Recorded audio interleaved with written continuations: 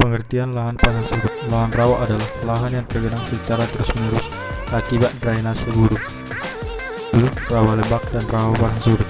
Lahan rawa pasang surut merupakan lahan yang dipengaruhi oleh pasang surut air laut. Lahan pasang surut merupakan suatu lahan yang terletak pada zona atau wilayah sekitar pantai yang ditandai dengan adanya pengaruh langsung limpasan air dari pasang surutnya air laut ataupun hanya berpengaruh pada muka air tanah. Tipologi lahan pasang surut. Lahan potensial. Lahan potensial adalah lahan yang paling kecil kendala dengan ciri lapisan pirit 2% berada pada kedalaman lebih dari 30 cm. Karakteristik tersebut tanah liat, terkandung dan P bersedia rendah, kandungan pasir kurang dari 5%, kandungan debu 20% dari tetap bersama 3,5 hingga 5,55. Lahan supak masam. Lahan supak masam adalah lahan yang lapisan piritnya berada pada kedalaman kurang dari 30 cm. Berdasarkan tingkat oksidasinya, lahan supak masam dibagi menjadi lahan supak masam potensial, yaitu lahan supak masam yang belum mengalami oksidasi, dan lahan supak masam aktual. Lahan gambut. Lahan gambut adalah lahan yang mempunyai lapisan gambut. Berdasarkan karakteristik gambutnya, bahan ini dibagi ke dalam 4 subtipologi, yaitu lahan bergambut, gambut dangkal, gambut dalam, dan gambut sangat dalam. Umumnya lahan gambut kekurangan beberapa unsur hara mikro yang ketersediaannya sangat penting untuk pertumbuhan dan perkembangan tanaman. Lahan salin. Lahan salin adalah lahan pasang surut yang mendapat intrusi air laut sehingga mempunyai daya antar listrik 4 ms per cm. Kandungan Na dalam larutan tanah 8 sampai 15%. Marwan dan kawan-kawan 1992.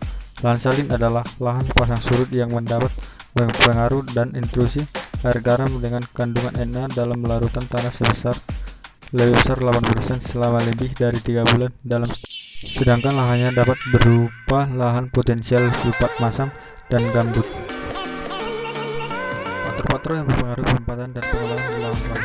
Berdasarkan pertimbangan Bapak, faktor mempengaruhi penempatan dan pengolahan lahan rawa adalah kedalaman lokasi dengan pirit, bahan beda, dan kondisi yang terjadi sudah mengalami proses oksidasi, ketebalan dan tingkat dikembangkan gambut, serta dan pengembangan pasang dan air salin atau air lama dan kedalaman pengaruh banjir, tiada lapisan tanah rawa. Development air pasang surut. Development air bila lahan selalu terbawa air baik pada waktu pasang besar maupun pasang kecil. Lahan bertipe development air selalu terbawa air pasang baik pada musim hujan maupun musim kemarau. Development B bila lahan hanya terbawa oleh air pasang besar. Lahan bertipe development B hanya terbawa air pasang pada musim hujan saja. Development C development air pasang tetapi kedalaman muka air tanah kurang dari 50 cm. Development D bila lahan tidak terlebih oleh air pasang baik pasang besar maupun kecil, tetapi permukaan air tanahnya berada pada kedalaman lebih dari 30 cm dari permukaan tanah.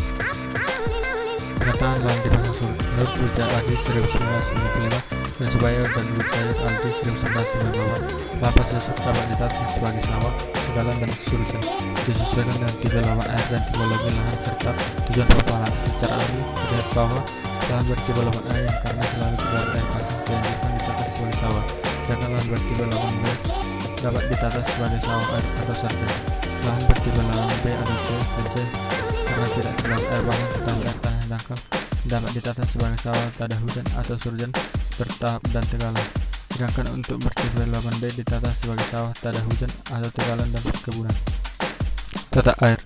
Pengolahan tata air mikro dan makro merupakan faktor penentu keberhasilan pengolahan lahan pasang surut. Pengoperasian dan perawatan tata air makro meliputi jaringan seluruh primer, sekunder, dan tertier serta pintu air. Selama ini menjadi tanggung jawab dinas PJ, sedangkan tata air mikro jaringan seluruh klater, seluruh kering dan cacing menjadi tanggung jawab petani. Saluran cacing kerang dibuat dengan jarak 9 dan 12 meter. Pada lahan bertipe lawan air A diatur dalam sistem aliran satu arah, sedangkan pada lahan bertipe aliran B diatur dengan sistem satu arah dan tabat. Karena air pasang musim kemarau sering tidak masuk ke tempatan lahan.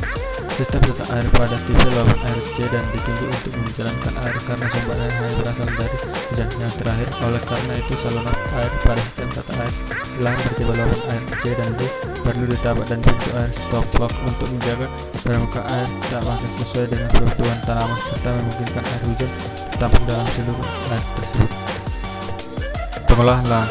Penyiapan lahan dengan pengolahan tanah lahan pasang surut diperlukan selain untuk memperbaiki kondisi lahan menjadi lebih seragam dan rata dengan adanya pengemburan dan pengembangan juga untuk mempercepat proses pencucian bahan beracun dan pengapuran dan pengolahan dengan tanah. Pengolahan tanah yang memberikan hasil baik dan sedikit lahan dan tanaman adalah dengan banyak skip dan tajam dilakukan dan menarik atau granit yang dikombinasikan dengan herbisida. Bila tanah tercampur atau bergempur baik dan merata mempunyai tertutup pada tanah bercampur dengan tipe dilakukan A dan B. Pengolahan tanah secara tertib dilakukan dengan ganti dengan pengolahan tanah minum atau tanpa olah tanah atau TOT yang dikombinasikan dengan penggunaan herbisida.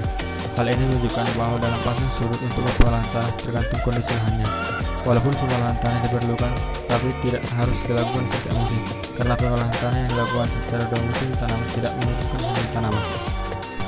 Pengendalian hama terpadu. Penyebab utama tingginya intensitas serangan hama dan penyakit adalah kedekatan lokasi lahan pasang surut dengan hutan, terutama lahan yang baru dibuka dan sebaiknya rebutan tanaman varietas unggul, sehingga serangan hama dan penyakit terserap. Pada dasarnya pengendalian dilakukan dan pada terakhir pengolahan hama terpadu atau PHT, yaitu melalui penggunaan varietas tahan musalaman, teknik daya yang baik, sanitasi lingkungan, penggunaan pestisida dan kimia sebagai tindakan terakhir.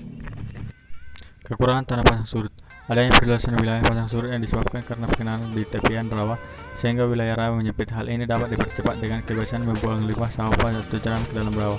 Pengolahan lahan pada dasarnya menyebabkan partikel tanah lepas sehingga rawa terhadap erosi. Bila terjadi erosi tersebut akan mempercepat proses penambahan sedimen ke dasar perairan rawa. Anggaran 2008. Peningkatan kesamaan lahan karena pendapat perlakuan bahan organik dan kelarutan zat tertentu serta pencucian zat kimia dan penyemprotan herbisida zat pengatur tumbuh yang dipergunakan oleh petani. Jika residu atau senyawa yang diikut terlarut dalam air, irigasi dan masuk ke dalam lingkungan perairan rawa akan mempengaruhi kualitas air rawa dan kehidupan di dalamnya, termasuk populasi ikan.